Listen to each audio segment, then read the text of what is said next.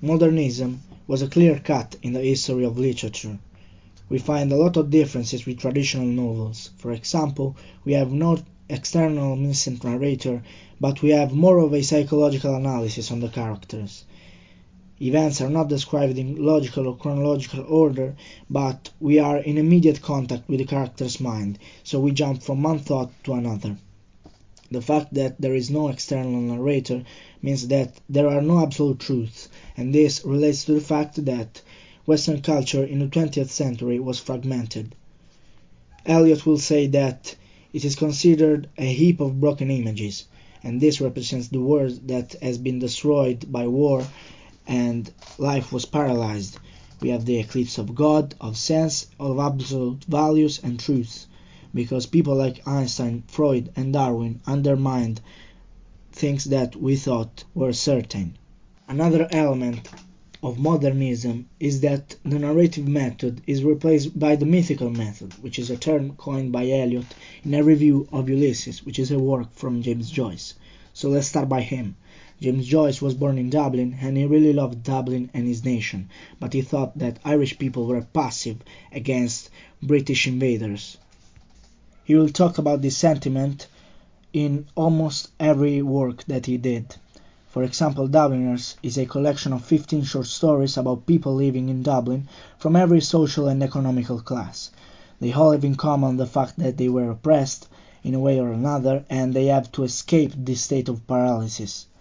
Every story opens in medias res, which is a life-changing moment in the protagonist's life. This moment is called by Joyce Epiphany, which is a sudden revelation of a hidden or removed truth. We find an example of the mythical method in Eve, in Evelyn, which is the transposition of Eve, which is unable to choose. Evelyn is a victim, but Eve, in the meaningful past, is a girl that chose. The story tells about a young woman which was abused by her father, and she had the chance to live a horrible life by escaping to Buenos Aires with her boyfriend Frank. But when she is about to sail, she hears a song that reminds her of the melody she heard from her mother in the day that she died, and she also remembers that her mother told her to keep care of her family and her house. So Evelyn is paralyzed, and the story ends there. We do not know if she decided to embark or not. The Dead is another story from Dubliners. The question that it brings is, am I living or not? The story talks about Gabriel Conway, which is a college professor, which really embodies what Joyce would have been if he didn't leave Dublin, a simple professor. In the story, Gabriel is with his wife, which is Greta, at her aunt's house to celebrate Christmas. At a certain moment, Greta hears a song that reminds her of her ex-boyfriend, Michael Fury, who died for her love at the age of 17. Greta so seems distant and thoughtful, so when Gabriel asks her if anything is wrong, we have the epiphany. Gabriel hears the story from Greta, and he thinks that his life is meaningless. He is useless because he never had something to die for. He thinks that Michael is the only one who died, but actually he is the only one who lived. In the last scene we can see the snow falling on the fence that separates the graveyard from the city, and that means that it's impossible to distinguish the living from the dead. A Portrait of the Artist as a Young Man is an autobiographic story of Stephen Dedalus, which represents James Joyce. He is a rebel against his family, religion and nation. In fact, his motto is non serviam, or I will not serve, which is the phrase that Lucifer uttered when he was rejected by God. The name of the protagonist is very symbolical and is an example of the mythical method. In fact, Stephen is the first martyr, while Daedalus is the man who escaped the labyrinth but then died because he was too ambitious. Ulysses is Joyce's masterpiece, in which Stephen returns to Dublin after he has failed as an artist and is now a simple teacher. The story is set in Dublin and takes place in the 16th of June of 1904, which is a normal day in the life. And in the story, Stephen's dad has cut him from his life, so Stephen is living a crisis. Another Dubliner who is living two emotional crises is Leopold Bloom. The first crisis is that he lost both his father and his son, and the second one is that his wife Molly is infidel to him. Those three characters represent three characters from Homer's poem The Odyssey. Stephen represents Telemachus, Leopold represents Ulysses, and Molly represents Penelope, which is a faithful wife in the original story. So this is another example of the mythical method. James Joyce makes numerous parallels to Homer's poem. We can see that because every character, episode and chapter of Ulysses is linked to the Odyssey.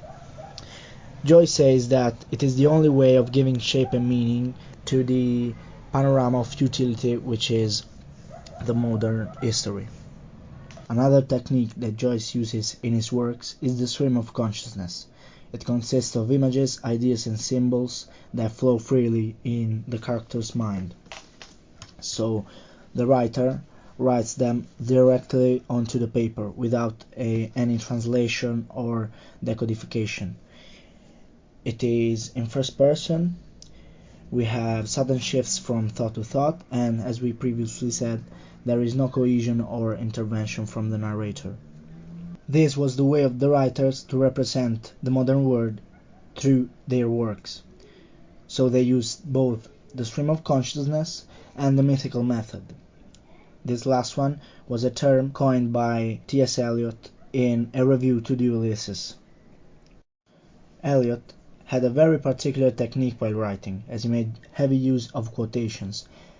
This was because he wanted to make a constant comparison with classical voices, and he coined the term of mythical method.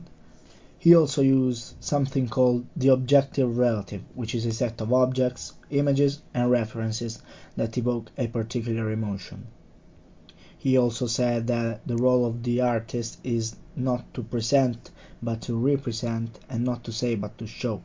And this is the start of a movement in which poetry has to be impersonal. The poet or the writer has not to influence art. He only has to represent it, to write it. This is the end of positivism and faith in progress. In his masterpiece, The Wasteland, he talks about this. He talks about the culture of the West, which is fragmented, as we previously said. We have the eclipse of God, of sense, because people, intellectuals, really undermined the certainties that people had. So Europe is in decline, and Eliot wanted to show it in The Wasteland. This poem, much like the contemporary context of Eliot, had really no connections. It was a heap of broken images. It had no order, no meaning, and it is in general very chaotic.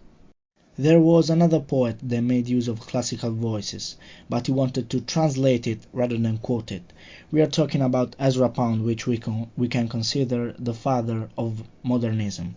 In fact, he talked to Joyce about phonopoeia, which means image making, and in the cantos he does just that. Cantos means songs in English, and that means that Pound wanted to sing about history, but not in a classical way, not by describing it as a story of progress, but rather a story of repetition and accumulation, without a precise line that it follows or any scope. As we said, he wanted to translate classical voices for two reasons. The first is that he wanted us to have access to it. He wanted us to have access to cultures and voices from anywhere and every time. The second reason is because he thought that everything could be modernized by translating it. He wanted to make alive everything by translating it, and he will say he wanted to make it all new. And so in the cantos he wanted to include history, much like Dante did with his comedy. We can make many connections between Dante's comedy and Pound's cantos. The cantos is a religious poem that talks about how man can leave the darkness of hell to reach the light of the paradise with the help of God. And God, Pound says, that shows in many different ways in man's mind, in his intelligence, in his ethical sense, in his power to love.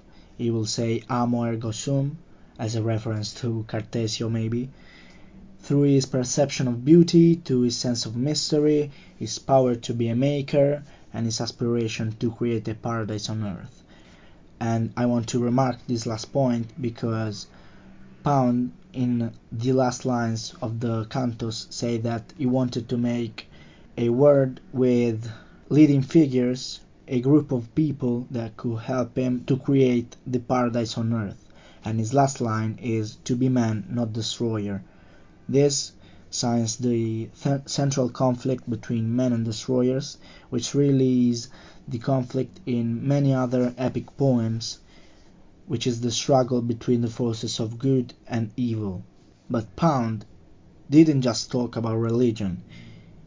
He even talked about finance and economy, because first of all, he observed the American Revolution and he criticized it because he believed that it was just a way of the British people to bring Britain's systems into US politics, so it wasn't really a revolution.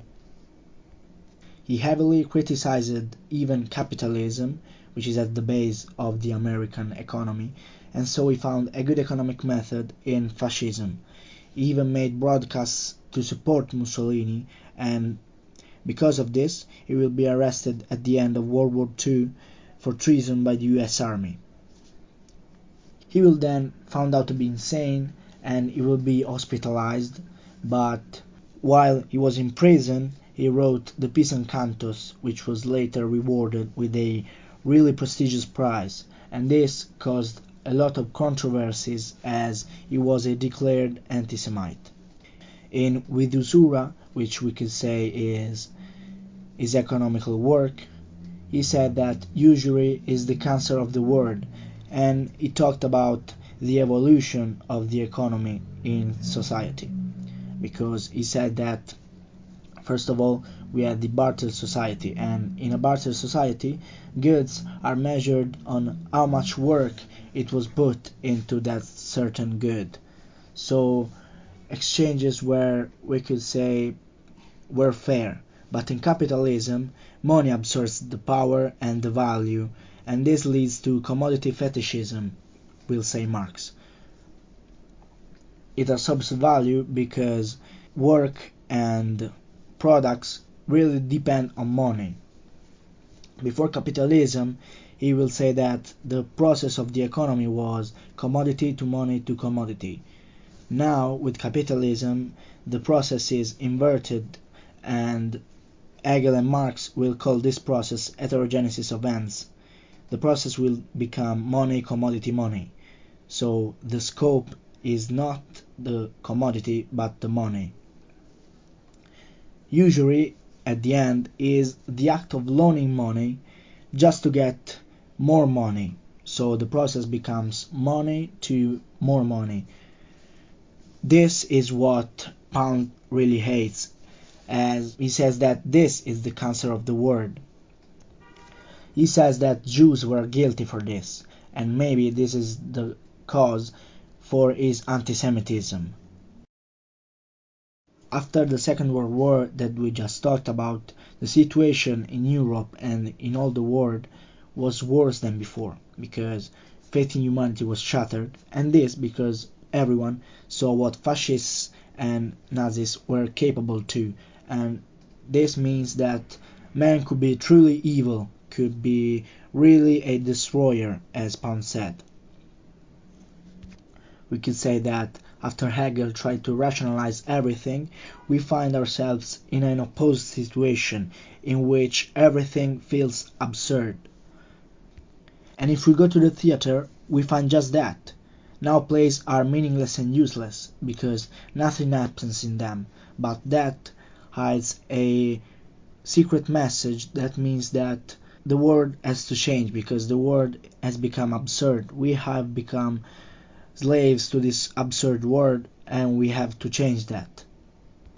In traditional plays, for example, we find a plot, an order with an introduction, a development with a climax maybe and an ending, but in the theater of absurd there's nothing like that.